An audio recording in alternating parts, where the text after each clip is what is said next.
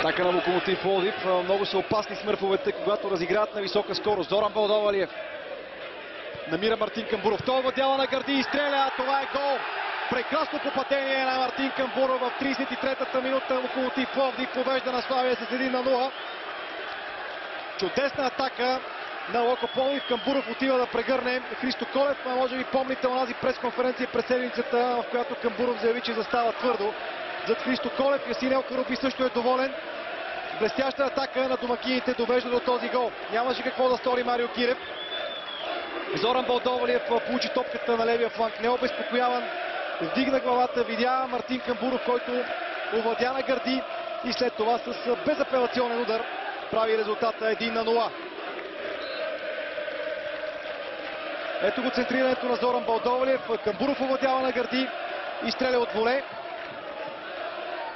Меко беше центрирането на Балдовалиев, така че Камбуров просто да укрути топката. Кирил Котев изнася.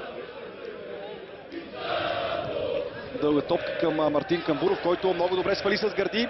Атаката на Локомотив Пловдив продължава. Отново Мартин Камбуров сам срещу Марио Кирев. Спасяване на вратаря. Добра атака на Локо Пловдив. Отново Мартин Камбуров се озовава в стрелкова позиция.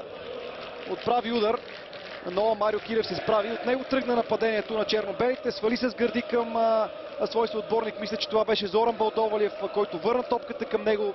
Добре си партнират двамата.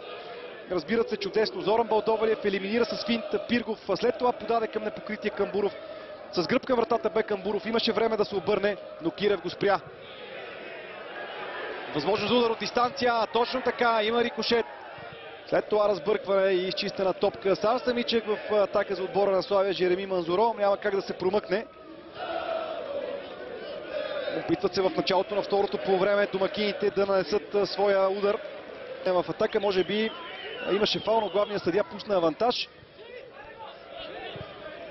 Сега пас към Антон Карачанаков. Няма засада. Карачанаков не можа да се измъкне. Терена му попречи. Топката остана зад гърба му. Карачанаков продължава да владее.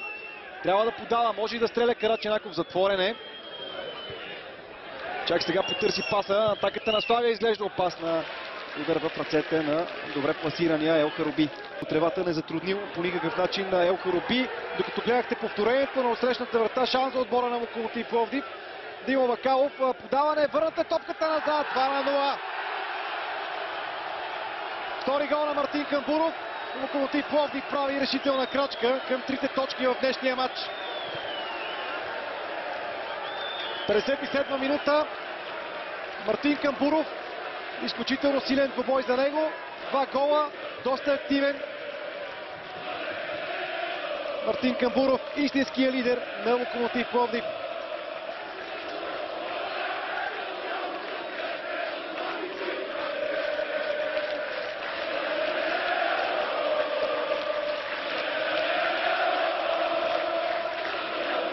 Отново Димо Бакалов се измъкне от Марио Кирев. Стана малък ъгъла пред него. Трябваше Бакалов да подава. Стори го по възможно най-добрия начин.